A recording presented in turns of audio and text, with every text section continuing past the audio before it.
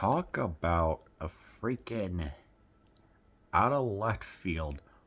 What the heck did I just view type of movie?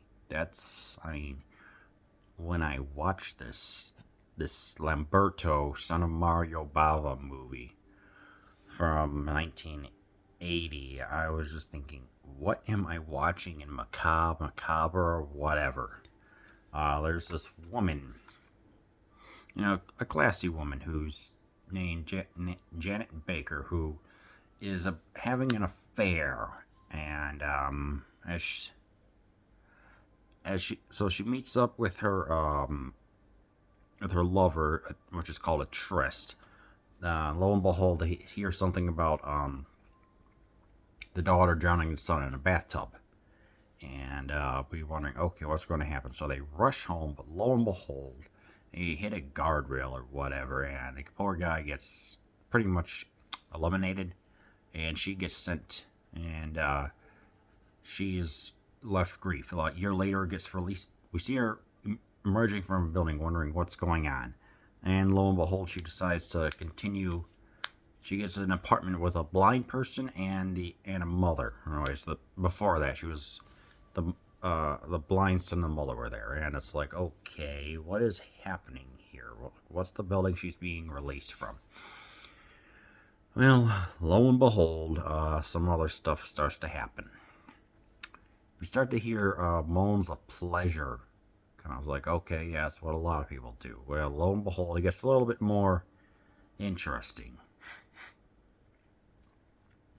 Turns out that the daughter knows that something's going on. It's like, why is mother being so weird?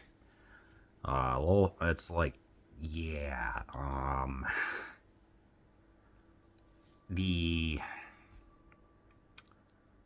wife has been masturbating with the decapitated head of Fred, the person she was having an affair with, and keeps it locked inside a freezer. What the frick? Yeah, this is one of the most out of left field movies that I've probably seen, and it's chilling, but in a very enticing way.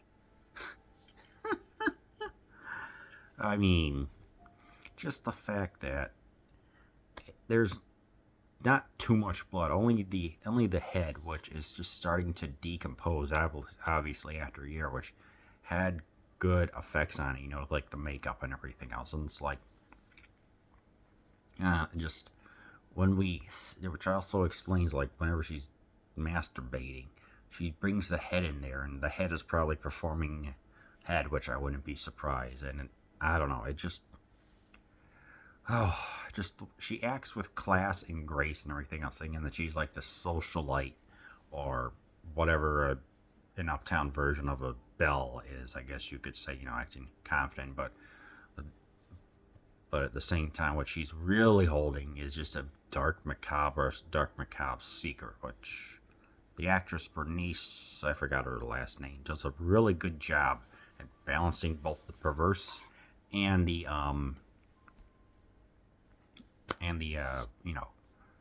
the coolness factor, I guess you could say, which I'm just like, how? The guy who plays Robert, some, I don't know, Italian actor, does a good job. Maybe he is really blind, I'm not too sure, but when I just looked at it, I'm just like, he's doing his best to try and combat everything, It's like slowly discovering the secrets and trying to figure out a way how to get everyone's attention to this, which I'm like, yeah.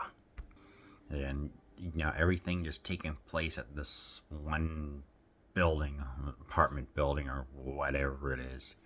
It feels claustrophobic, and I don't know, I just really liked everything in the score. There's some, I don't know, just minimalistic jazz in here that just works well. One, to describe how, like, when we see all the images happening and the jazz is just playing over it, it's just used to represent the personal connection going on that one can feel like, when you're playing jazz in the background as you're getting ready with a lady or whatever, and helps augment the atmosphere. That's kind of what is going on here, except with the necrophilia, which is just used so ironically and just perverse, which I'm just like, wow. And just, movie slowly builds it up. You can kind of tell what's happening because of like how the freezer is being locked and everything, but you don't exactly know what's happening. It's the suspense and the performances that work well. Certain standout scenes are when they're rushing. I was like when Janet and Fred are rushing, they crash. It's just so sudden. It took me by surprise. And of course, the scenes of when the blind man in there, very specifically when he's going around hearing the moans and has to go up and down the stairs. We actually get to see him try and perform all the movements of him doing that. I'm just like, okay, this is actually pretty good. I like that here. And hell, even the daughter is actually pretty good. She's sassy and can hold her own against her mom before she ultimately gets drowned by the mother, which I guess another recurring motif of the movie is the eternal curse that can happen within a family unless they actually succeed the activities, which is just oof. And what happens when you can take a relationship too dang far?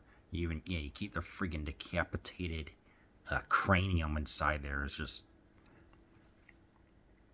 chilly. But yeah, I guess it's just the way how the camera works. Like when it just zooms in on it, there's no sudden like ring ring ring ring music. It's just, but you look at it, just made me feel uncomfortable, but in a good way. And that's what I liked about this movie. But of course, with some of the pleasure scenes and the sex and just how everything is just played straight. This movie is not for everyone. I'm telling y'all right now, it's like, yeah, I do think you should see this, but Lamberto some person's office, like a company head's office, saying like, hey, he was thinking, oh, I'm going to be like an assistant producer. Assistant someone that said, no, hey, you have an opportunity to direct a movie.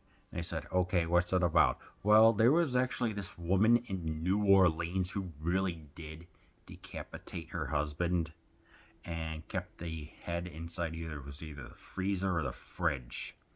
And so him, the person who called him in, and like two other people worked on the script for over a period of a week. And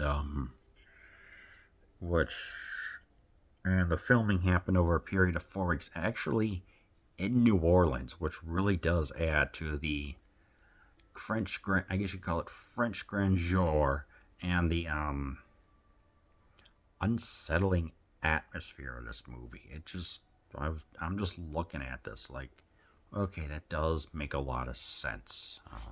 The sets are, they're very fine. It's like they take place inside this building. It's like just an everyday looking, I guess it's a everyday looking boarding house, and which is pretty cool. It's like it just adds to how everything here looks like it feels normal. But then again, there are some people who have their own, extremely messed up stories, especially for necrophilia, which is just, ooh, I'm sorry. And it's like Lamberto himself was working on Inferno prior to this, and lo and behold, was able to film a second movie here. He's had his own career, which I've got some of his movies I'm gonna be reviewing. But yeah, ultimately, despite it's like, do I recommend that you watch this movie? Yes, the performances are good. The music really adds to the atmosphere, just how uncomfortable things are, and just how everything looks, which that ultimately does prove that Lamberto learned a lot from his father Mario. but at the same time, he set his own, especially with a film like Macabre or Macabre.